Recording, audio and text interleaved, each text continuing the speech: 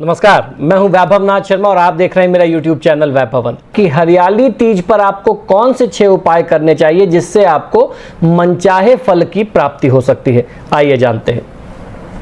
श्रावण मास की हरियाली तीज के दिन भगवान शिव और पार्वती की पूजा और व्रत के साथ यदि कुछ खास उपाय कर लिए जाएं तो मनचाहे फल की प्राप्ति हो सकती है। श्रावण मास के शुक्ल पक्ष की तृतीया को हरियाली तीज मनाई जाती है। इस दिन विशेष रूप से माता पार्वती की पूजा आराधना करने का नियम हमारे शास्त्रों में बताया गया है। अखंड सौभाग्य और अखंड सुहाग की प्राप्ति के लिए सुहागिन महिलाएं और ऐसी कन्याएं जिनके विवाह में बाधा आ रही है या जो अविवाहित हैं वो भी योग्य वर प्राप्ति के लिए एक अच्छा जीवन साथी प्राप्त करने के लिए इस दिन व्रत भी करती हैं और पूजन करती हैं, और जो व्रत नहीं कर पाते वो भी पूजन तो कम से कम करते ही हैं।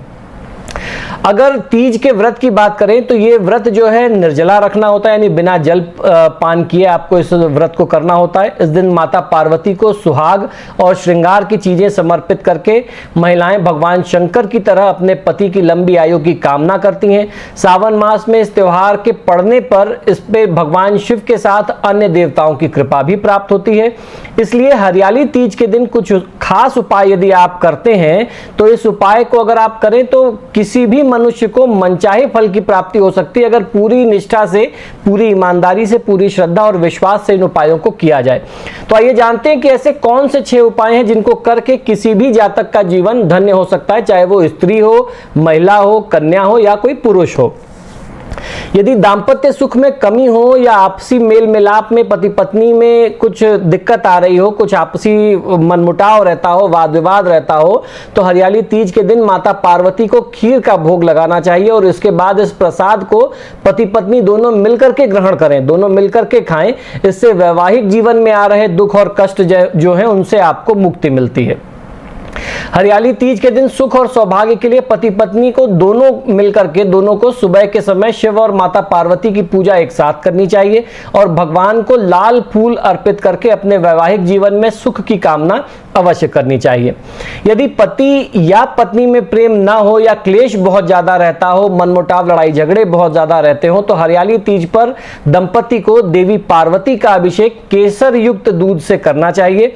इसे पति पत्नी में प्रेम भाव इस उपाय को करने से उत्पन्न होता है। हरियाली तीज के दिन किसी गरीब कन्या को भोजन खिलाएं और दक्षिणा देने से अमोघ पुण्य लाभ मिलता है। ऐसा करने से संतान सुख की प्राप्ति भी होती है। यदि ससुराल में किसी कन्या को, किसी महिला को प्रेम ना मिल रहा हो, जो सम्मान उसको मिलना चाहिए परिवार की बहू को, वो ना मिल पा रहा हो, तो पूजा के बाद जब सास के पैर छू करके उन्हें सुहाग की थाली आप भेंट करें तो उसमें से या कोई चीज आप मांग करके उनसे आशीर्वाद के स्वरूप, प्रसाद के स्वरूप आप ले ले। और अगर आपको मांगने में हिचक लगती है तो पहले कोई चीज निकाल करके अलग जो है आप उसको अपने पास रख लीजिए, फिर उस चीज को देवी के चरणों में ले जाकर के वापस आप उनको समर्पित कर दीजिए, उनके चरणों में दोबारा रख दीजिए। इस उपाय को करने से आपके प्रति ससुराल के लोगों में प्रेम बढ़ेगा, आपके प्रति लोगों का सम्मान बढ़ेगा कि परिवार की महिला है, परिवार की बहू है, इसको जो उचित सम्मान मिलना चाहिए वो दिया जाने लगता है। इस उपाय को, इस टोटके को करने से ये प्रतिफल मिलता है।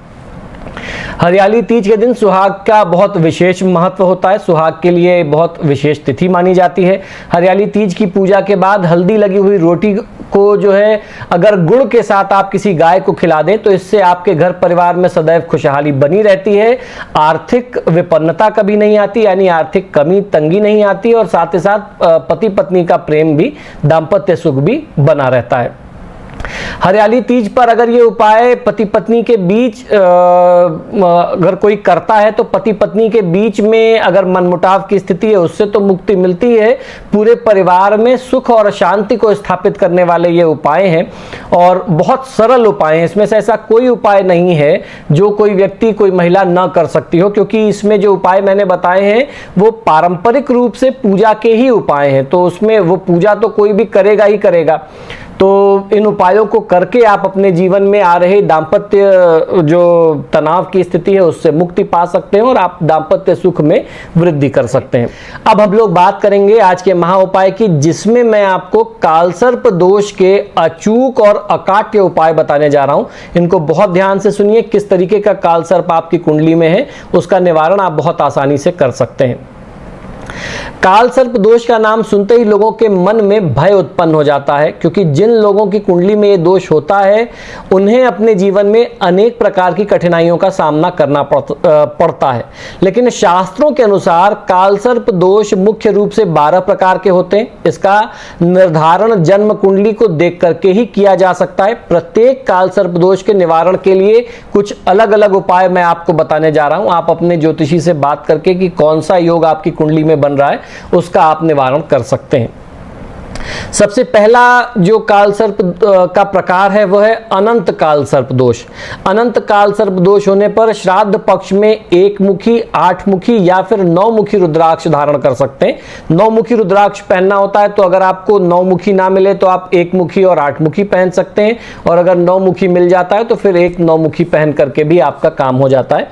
यदि इस दोष के कारण स्वास्थ्य ठीक नहीं रहता हो तो श्राद्ध पक्ष के दौरान रांगे की एक से बने हुए एक सिक्के को जल में प्रवाहित करने से आपको रोगों में बहुत चमत्कारी रूप से लाभ अनुभव होने लगता है। दूसरा काल सर्प दोष का प्रकार है कुलिक काल सर्प दोष। कुलिक नाम के काल सर्प दोष होने पर श्राद्ध पक्ष में 2 रंग वाला कंबल या गर्म वस्त्र आपको दान करना चाहिए, किसी जरूरतमंद व्यक्ति को, किसी गरीब व्यक्ति को। दूसरा उपाय है कि चांदी की एक ठोस गोली बनवा करके उसकी पूजा करें और उसको अपने पास आपको सदैव रखना चाहिए। तीसरा काल सर्प का प्रकार है वासुकी काल सर्प दोष। वासुकी काल सर्प दोष होने पर रात्रि को सोते समय सिरहाने के पास थोड़ा सा बाजरा रखना चाहिए और सुबह उठ करके उसे पक्षियों को खिला देना चाहिए। और श्राद्ध पक्ष के यानी पितृ पक्ष के दौरान किसी भी दिन लाल धागे में 3, 8 या फिर 1 9 मुखी रुद्राक्ष आप धारण कर सकते हैं।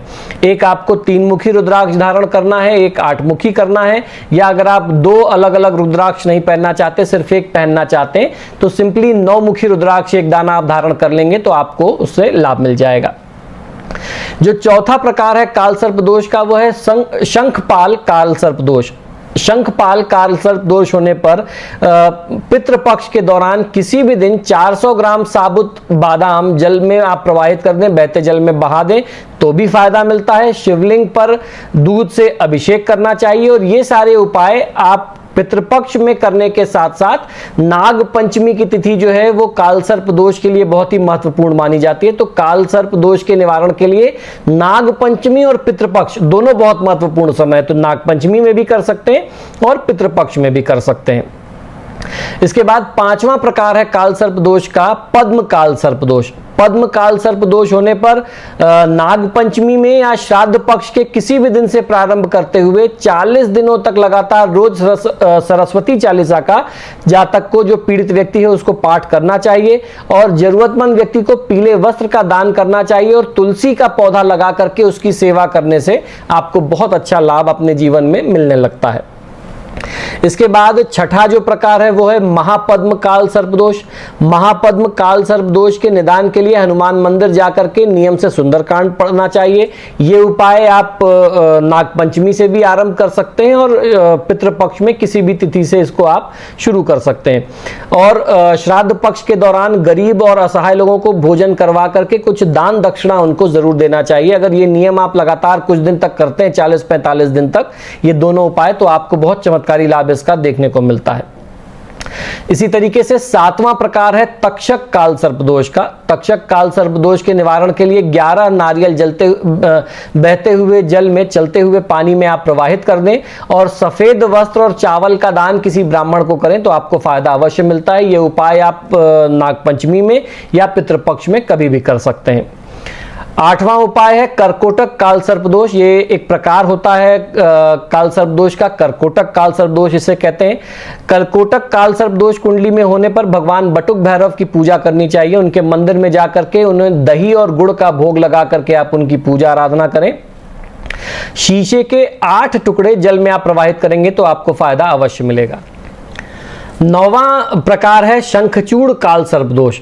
शंखचूड़ काल सर्प दोष की शांति के लिए नाग पंचमी की तिथि में या श्राद्ध पक्ष के किसी भी दिन में रात को सोने से पहले सिरहाने के पास जौ रखें और अगले दिन उसे पक्षियों को आपको खिला देना चाहिए। 5 मुखी, 8 मुखी रुद्राक्ष के दोनों के एक एक दाने या फिर 9 मुखी रुद्राक्ष का एक दाना आप धारण करेंगे तो आपको इससे शांति मिलती है। 10वां प्रकार है घातक काल सर्प दोष। घातक काल सर्प दोष के निवारण के लिए पीतल के बर्तन में गंगा जल भर करके अपने पूजा स्थान में रखना चाहिए। 4 मुखी 8 मुखी रुद्राक्ष के एक एक दाने आप दोनों एक साथ धारण कर सकते हैं, या फिर 9 मुखी रुद्राक्ष को हरे रंग के धागे में आप धारण करेंगे। ये उपाय आप नागपंचमी पर भी कर सकते हैं और पितृपक्ष में भी कभी भी आप कर सकते हैं, इससे आपको फायदा अवश्य मिल जाता है। 11वां जो काल सर्प का प्रकार है वो है विषधर काल सर्प योग। विषधर काल सर्प के निदान के लिए परिवार के सदस्यों की संख्या के बराबर, उदाहरण के रूप में परिवार में 5 सदस्य हैं, माता पिता और 2-3 भाई बहन हैं, तो 5 नारियल आपको लेना है। इसको लेकर के एक एक नारियल पर उनका हाथ लगवा करके बहते हुए जल में आप प्रवाहित करवा दीजिए। परिवार में किसी भी व्यक्ति के ऊपर अगर विषधर काल सर्प योग होगा, उपाय आपको 5 परिवार के सभी सदस्यों के हिसाब से करना पड़ता है। भगवान शिव के मंदिर में जाकर के यथाशक्ति दान दक्षिणा देंगे तो आपको इससे फायदा अवश्य मिल जाएगा। 12वां काल सर्प दोष का प्रकार होता है शेषनाग काल सर्प दोष। शेषनाग काल सर्प दोष होने पर अंतिम श्राद्ध पक्ष की पूर्व रात्रि को लाल कपड़े में सौंफ बांध करके सिरहाने रखें और उसे अगले दिन सुबह आपको खा लेना चाहिए। यानी जो पितृपक्ष का आखिरी दिन होता है उस रात को जो है आपको एक कपड़े में थोड़ा सा सौंफ सिरहाने रख के सोना है और अगले दिन उसे आपको स्वयं ग्रहण कर लेना है। और इसके साथ साथ दूध और जलेबी का दान गरीबों को या किसी ब्राह्मण को करेंगे तो आपको फायदा मिलेगा। ये जो उपाय है ये भी आप इसको नागपंचमी की तिथि में भी कर सकते हैं, नागपंचमी की रात में भी कर सकते हैं और पितृपक्ष में भी इनको आप कर सकते हैं। चाहिए अब हम लोग बात करेंगे आज के महा उपाय की, जिसमें मैं आपको बताने जा रहा हूं कुछ ऐसे उपाय जिनसे महादेव शिव जो है बहुत जल्दी ही प्रसन्न हो जाते हैं। इन उपायों को करने के पीछे शर्त बस इतनी सी है कि इसको करते समय आपको किसी से इन उपायों को उजागर नहीं करना चाहिए, यानी किसी को बताना नहीं चाहिए कि हम अपने कल्याण के लिए, अपने फायदे के लिए ऐसा कोई उपाय कर रहे हैं। बहुत ध्यान से सुनिए और गुप्त रूप से इन उपायों को करेंगे तो आपको फायदा अवश्य मिलेगा। शास्त्रों में यह वर्णन मिलता है कि भगवान शिव को यदि शीघ्र प्रसन्न करना चाहते हैं तो उनके लिंग स्वरूप की आपको पूजा करनी चाहिए। इस प्रकार भगवान शिव की पूजा करने से वे भक्त के सभी प्रकार के कष्ट और दुख जो है वो हर लेते हैं और जातक को मनचाहा फल प्रदान करते हैं। भगवान शिव को प्रसन्न करने के अनेक ऐसे उपाय हैं जो असर तो बहुत शीघ्र दिखाते हैं, परंतु उन्हें प्रयोग में लाने से पूर्व कुछ विशेष सावधानियां बरतनी पड़ती हैं जातक को, साधक को। भगवान शिव की पूजा से जुड़े कुछ ऐसे ही उपाय आज मैं आपको बताने जा रहा हूं जिनके द्वारा महादेव शिव को प्रसन्न करके आप उनसे मनचाहे फल की प्राप्ति करा सकते हैं। इन उपायों को करने में कोई खर्चा तो नहीं आता। यदि इन उपायों को सावन के महीने में किया जाए तो ये उपाय और भी ज्यादा प्रभावशाली हो जाते हैं और भक्तों को कई गुना फल की प्राप्ति इन उपायों से होती है। तो पहला उपाय ये है कि महादेव को जब भी आप जलाभिषेक कराएं तो उस दौरान शिवलिंग को अपने दोनों हाथों से अच्छी तरीके से रगड़ करके आप उनकी सेवा करें। यह उपाय आपकी किस्मत को बदल सकता है। महादेव आपके भक्ति भाव से प्रसन्न होकर के आपका कल्याण कर सकते हैं। दूसरा उपाय यह कि यदि आपके पास वाहन नहीं है, गाड़ी नहीं है और आप कोई अच्छा सा वाहन का सुख प्राप्त करना चाहते हैं तो शिवलिंग पर चमेली का पुष्प चढ़ाना चाहिए तथा भोलेनाथ का मंत्र ओम नमः शिवाय का जाप 108 बार लगातार आप जाप करें तो शीघ्र ही आपको वाहन प्राप्ति का योग बन जाएगा, वाहन सुख आपको भी प्राप्त हो जाएगा। तीसरा उपाय यह है कि यदि आपको किसी सुनसान जगह पर भगवान शिव का मंदिर दिखता है तो वहां एक दीपक जला करके आपको अवश्य आना चाहिए तथा इसके पश्चात किसी मनोकामना की प्रार्थना, आपको जो भी आपकी मनोकामना हो वह भगवान शिव के सामने निवेदित करनी चाहिए। आपकी मनोकामना बहुत जल्दी ही महादेव पूरी करेंगे। चौथा उपाय यह है कि बिल्व पत्र पर चंदन से ओम नमः शिवाय या फिर राम नाम लिख करके इन पत्तों की माला बना करके भगवान शिव को आप समर्पित करें, या ये पत्ते आप सिर्फ ऐसे ही भगवान शिव के ऊपर समर्पित कर दें। आपको इस उपाय को करते समय यह ध्यान रखना चाहिए कि पत्ते कहीं से भी कटे फटे बिल्कुल भी ना हो। पांचवा उपाय यह है कि एक तांबे का पात्र अथवा लोटा ले लीजिए और उसमें कच्चे दूध और थोड़ा सा शक्कर मिला करके भगवान शिव के ऊपर आपको ये समर्पित करना चाहिए। इस उपाय को करने से माता सरस्वती का आशीर्वाद आपको प्राप्त होता है और व्यक्ति को ज्ञान की प्राप्ति होती है, दिव्य ज्ञान आपको प्राप्त होता है। छठा उपाय ये है कि अगर बीमारियों से बहुत ज़्यादा परेशान हो चुके हैं और दवाइयाँ लेने के बावजूद भी आराम नहीं मिल रहा है, तो जल में दूध तथा काले तिल मिलाकर के शिवलिंग पर चढ़ाने से हर प्रकार के रोग और बीमारियों से आपको मुक्ति मिलती है। साथ ही साथ महामृत्युंजय मंत्र का जाप भी आपको करते रहना चाहिए। सातवां उपाय यह है कि केसर मिश्रित जल से शिवलिंग का अगर आप जलाभिषेक करते हैं तो विवाह तथा वैवाहिक जीवन में आ रही अड़चन और बाधा जो है, उससे जुड़ी हुई, दाम्पत्य जीवन से जुड़ी हुई जो भी समस्याएं हैं, उसमें आपको तत्काल प्रभाव से चमत्कारी रूप से लाभ दिखता है। अगर विवाह नहीं हो रहा है तो भी विवाह की बाधा दूर होगी, और अगर शादी हो गई है, पति पत्नी के बीच में जम नहीं रही, बन नहीं रही, आपसी तालमेल नहीं बैठ रहा, तो भी केसर मिश्रित जल से भगवान शिव का अभिषेक करेंगे तो दोनों ही केसेस में, दोनों ही परिस्थितियों में आपको बहुत चमत्कारी लाभ मिलता है। गृहस्थ जीवन में आ रही सभी प्रकार की समस्याएं, सभी प्रकार के विघ्न व्यवधान जो हैं, इस उपाय को करने से तत्काल ही दूर होने लग जाते हैं। आठवां उपाय ये कि अगर कुंडली में शनि का दोष है, तो किसी भी प्रकार से अगर शनिदेव की पीड़ा आपको मिल रही है, तो शिवलिंग पर काले तिल मिलाकर के दूध या फिर काले तिल मिश्रित जल चढ़ाएं। इससे आपको शनि के दोषों में तत्काल प्रभाव से राहत मिलने लग जाती है। नौवां उपाय यह है कि लंबी उम्र के लिए, एक अच्छी आयु के लिए शिवलिंग पर दूब समर्पित करना चाहिए। इससे भगवान शिव के साथ साथ गणेश जी की भी कृपा जातक को प्राप्त होती है।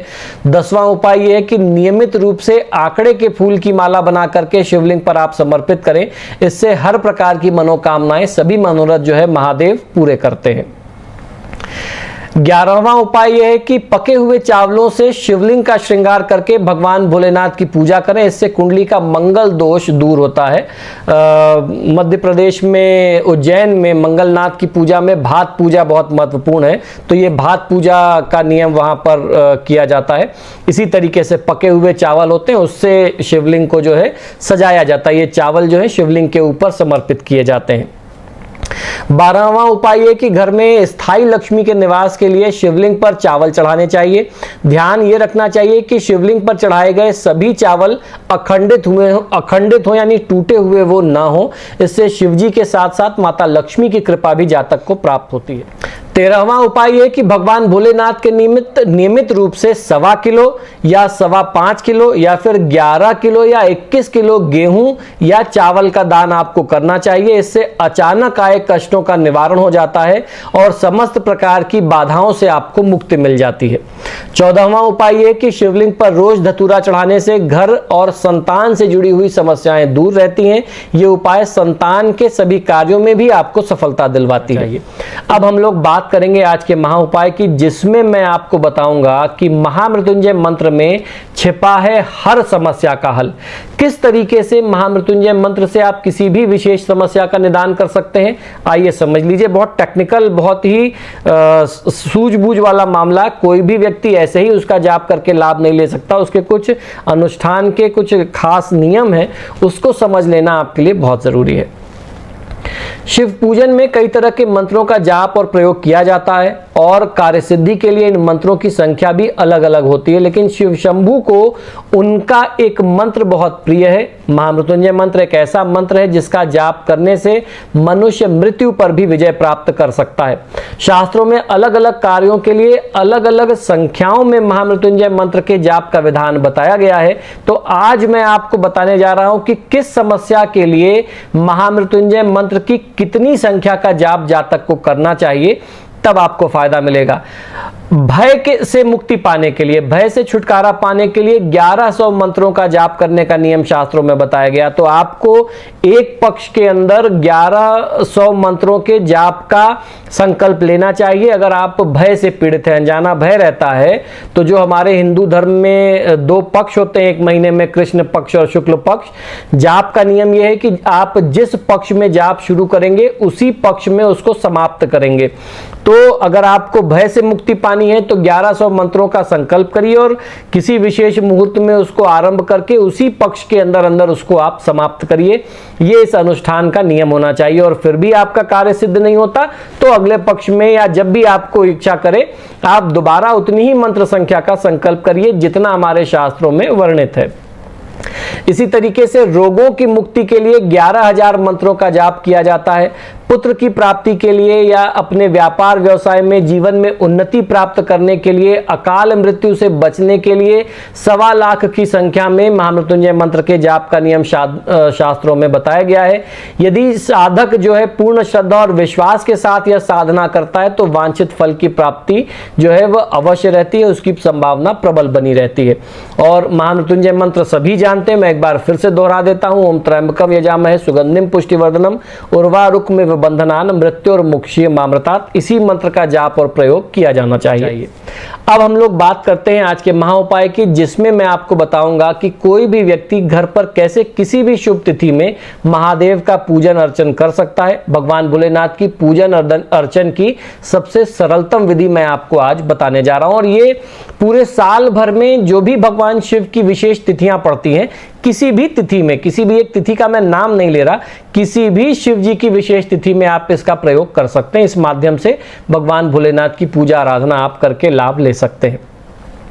यदि आप रुद्राभिषेक, लघु रुद्र, महारुद्र आदि विशेष अनुष्ठान कर रहे हैं, तब नवग्रह कलश की स्थापना, षोडश मातृका का पूजन भी आपको करना चाहिए।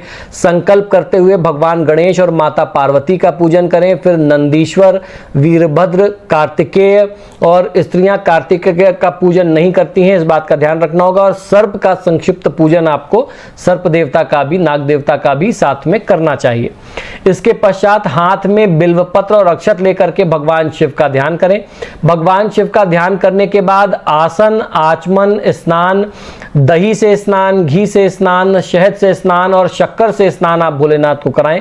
इसके बाद भगवान का एक साथ पंचामृत स्नान फिर से आप कराएं, फिर सुगंध स्नान कराएं और शुद्धोदक स्नान उसके बाद आप जरूर कराएं। अब भगवान शिव को आप वस्त्र चढ़ाएं, वस्त्र के बाद आप जनेऊ उनको समर्पित करें। फिर सुगंध, इत्र, अक्षत, पुष्पमाला, बिलपत्र इत्यादि आपको फूल वगैरह जो है, माला वगैरह आपको समर्पित करना चाहिए। अब भगवान शिव को विविध प्रकार के फलों का भोग लगाएं। इसके पश्चात धूप और दीप जला करके आप उनकी आरती करें, धूप दीप उनको दिखाएं और हाथ धो करके भोलेनाथ को, महादेव को नैवेद्य का भोग आपको लगाना चाहिए, यानी मिठाइयों का, मिष्ठान का आपको भोग लगाना चाहिए। नैवेद्य के बाद फल, पान, सुपारी, जिसको मुख शुद्धि कहते हैं, तांबूल पत्रम जिसे कहा जाता है, पान का पत्ता, उसके साथ नारियल, दक्षिणा आदि आपको चढ़ा करके आरती करना चाहिए। इसके बाद आपको क्षमा याचना कर लेनी चाहिए। क्षमा याचना में ये मंत्र आपको यहाँ डिस्क्रिप्शन बॉक्स में भी मिल जाएगा, मैंने पहले भी बताया है। आवाहनम न जानामि तवार्चनम, पूजाम चैव न जानामि क्षम्यताम परमेश्वर। इस मंत्र को आपको एक बार बोल करके भगवान से पूरी पूजा में हुई कोई भी भूल चूक हो, कोई भी कमी रह गई हो, उसके लिए आपको क्षमा प्रार्थना करना चाहिए। अब हम लोग जानेंगे आज के महा उपाय के बारे में, जिसमें आपको मैं बताने जा रहा हूं महादेव का आपको रुद्राभिषेक सोमवार को कैसे करना चाहिए, जिससे आपको आपकी पूजा आराधना का, आपकी साधना का ज़्यादा से ज़्यादा बेहतर जो है लाभ मिल सके, आपकी मनोकामनाएं जल्दी पूर्ण हो सके। ज्योतिष शास्त्र के अनुसार यदि आप मानसिक तनाव से जूझ रहे हैं, परेशान हैं, तो सोमवार के दिन भगवान शिव का अभिषेक शक्कर मिले हुए दूध से आपको करना चाहिए। शास्त्रों की ऐसी मान्यता है कि इस उपाय को करने से तनाव दूर होता है, स्ट्रेस से आपको, डिप्रेशन से आपको मुक्ति मिलती है, साथ ही साथ बुद्धि प्रखर होती है और ज्ञान की प्राप्ति होती है।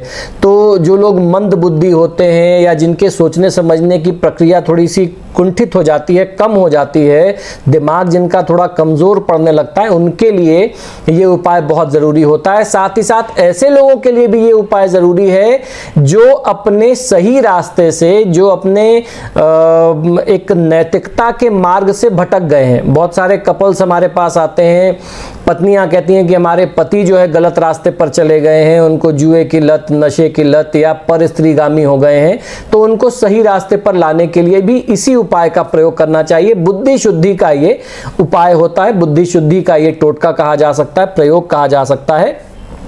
शक्कर मिले हुए कच्चे दूध से भगवान भोलेनाथ का अभिषेक करना। इस उपाय को करने वाला जातक जो है वह ज्ञानी भी बनता है, ज्ञान की प्राप्ति भी होती है और जातक हर क्षेत्र में दिन दुगनी रात चौगनी उन्नति तरक्की इस उपाय को करने के बाद करता चला जाता है।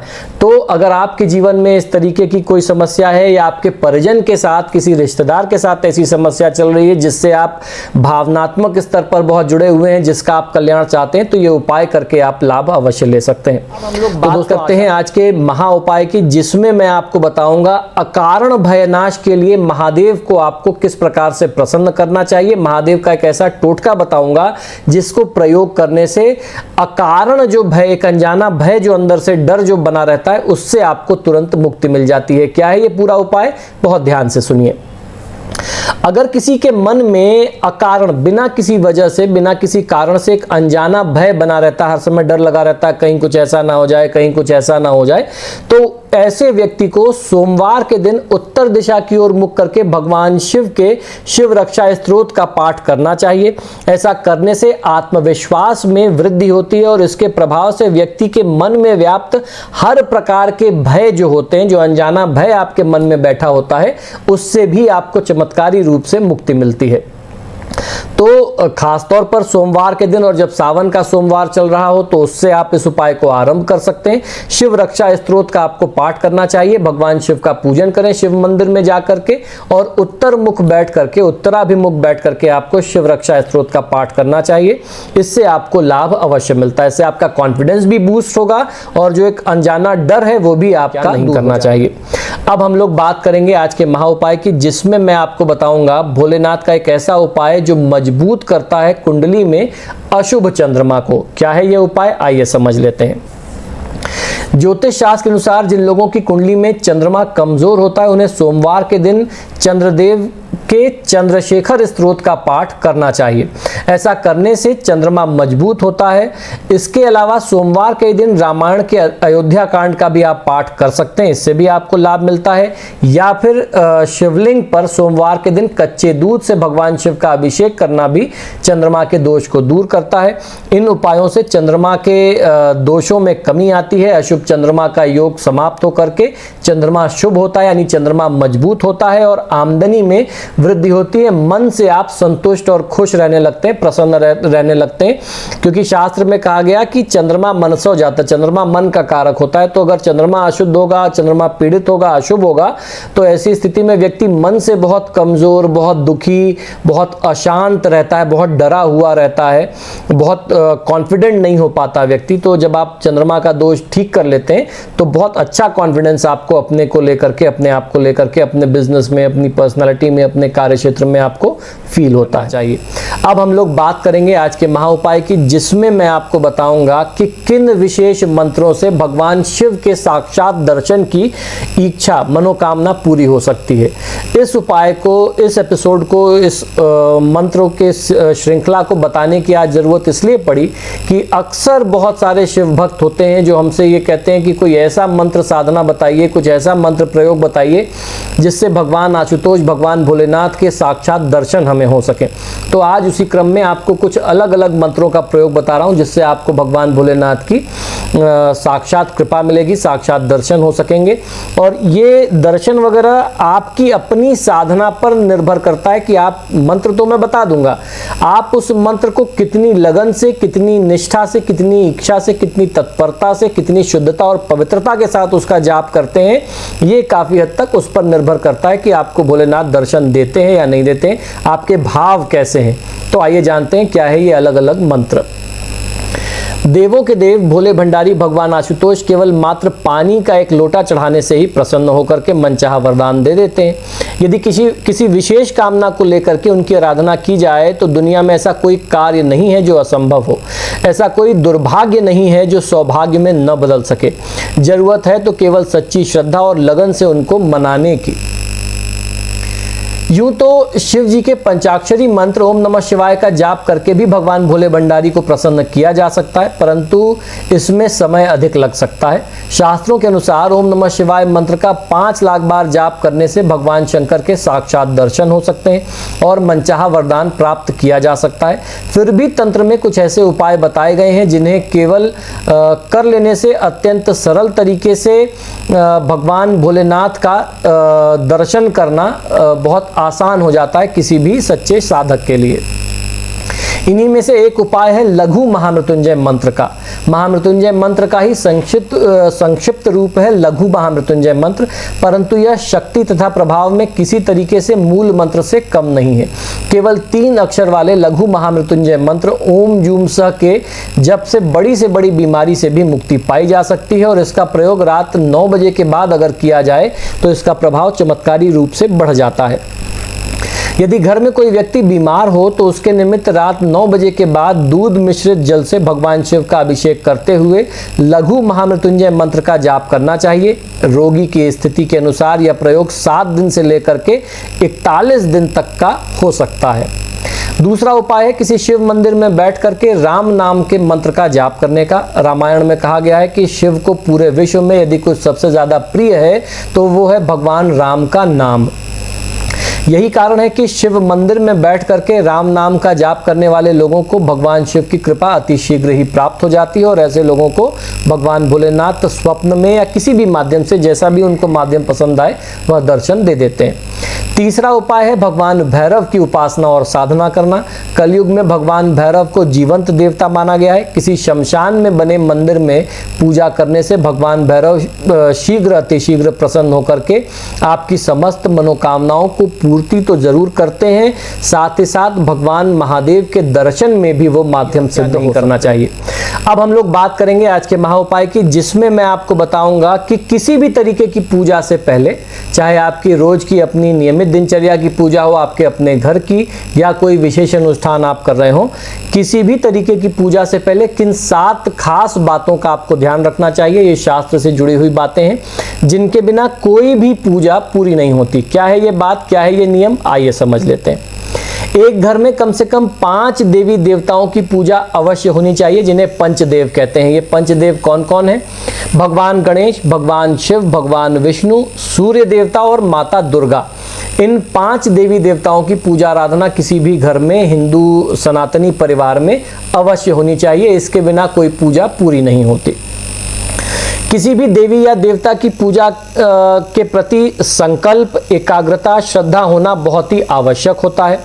हम सभी के घर में भगवान का मंदिर तो होता है, लेकिन अज्ञानतावश हम कुछ गलतियां कर जाते हैं। इसी कारण से कुछ खास नियम आज आपको मैं पूजा के बताने जा रहा हूं, जिनका ध्यान हर घर में, हर परिवार में, हिंदू सनातनी परिवार में जरूर रखा जाना चाहिए। किसी भी एक घर में कम से कम 5 देवी देवताओं की पूजा होनी चाहिए। इसके बारे में मैंने आपको बताया। घर में 2 शिवलिंग, 3 गणेश, 2 शंख, 2 सूर्य, 2 देवी दुर्गा की मूर्तियां, 2 गोमती चक्र और 2 शालिग्राम की पूजा करने से अशांति की प्राप्ति होती है। ऐसे में घर का जो है माहौल खराब होता है। अगर आप गोमती चक्र किसी विशेष टोटके के लिए जो हम लोग बताते हैं वो आप रख रहे हैं, तो उसको पूजा स्थान में न रख के अलग अगर तिजोरी वगैरह में रखेंगे जिसकी पूजा नहीं होती होगी, तो उसमें कोई दोष नहीं होता है। शालिग्राम जी की प्राण प्रतिष्ठा की आवश्यकता नहीं होती, वह स्वतः ही प्राण प्रतिष्ठित होते हैं। देवी दुर्गा की 1, सूर्य की 7, भगवान गणेश की 3, विष्णु जी की 4 और भगवान शिव की आदि परिक्रमा की जानी चाहिए। तुलसी के बिना ईश्वर की पूजा पूर्ण नहीं मानी जाती और तुलसी की मंजरी सभी फूलों से बढ़कर के शास्त्रों में मानी गई है। आज मैं आपको बताने जा रहा हूं कि रुद्राभिषेक सही मायनों में क्या होता है, हमारे शास्त्रों में रुद्राभिषेक का क्यों इतना महत्व बताया गया, रुद्राभिषेक क्यों करते हैं और रुद्राभिषेक करने के लाभ क्या हैं, इस विषय में आज हम लोग जानकारी करेंगे कि रुद्राभिषेक होता क्या है। एक्चुअली बहुत सारे लोग पूछते हैं कि आपके मुंह से रुद्राभिषेक के बारे में बहुत सुना है, रुद्राभिषेक होता क्या है। बहुत सारे लोगों का आज तक सौभाग्य ही नहीं बन पाया रुद्राभिषेक के दर्शन करने का, करने की, स्वयं से आचार्यों द्वारा करने की तो बात बहुत अलग है, दर्शन तक का भी उनको आज तक सौभाग्य नहीं मिला। तो उनकी अनभिज्ञता रही है, उनकी ये जानकारी में नहीं रहा कि किस तरीके से अनुष्ठान करते हैं। तो इस अनुष्ठान का पूरा क्या महत्व है, क्या जानकारी है, और आने वाले कुछ एपिसोड्स में आपको बताऊंगा कि अलग अलग द्रव्यों से, अलग अलग पदार्थों से भगवान भोलेनाथ का अभिषेक करने का लाभ क्या होता है और बहुत सरल तरीके से उसकी विधि क्या है, इस बारे में भी हम लोग हर एपिसोड में चर्चा करेंगे। रुद्राभिषेक अर्थात रुद्र का अभिषेक करना, यानी कि शिवलिंग पर रुद्र के मंत्रों के द्वारा अभिषेक किया जाना, यानी जल की धारा दिया जाना या किसी भी द्रव्य के पदार्थ की धारा दी जाना। जैसा कि वेदों में वर्णित है, शिव और रुद्र परस्पर एक दूसरे के पर्यायवाची हैं। शिव को ही रुद्र कहा जाता है क्योंकि रुदम दुखम द्रावयति नाश्यति रुद्रः, यानी कि भोले सभी दुखों का नष्ट कर देते हैं। हमारे धर्म ग्रंथों के अनुसार हमारे द्वारा किए गए पाप ही हमारे दुखों का कारण बनते हैं। रुद्राभिषेक करना शिव आराधना का सर्वश्रेष्ठ माध्यम, सर्वश्रेष्ठ तरीका माना गया है।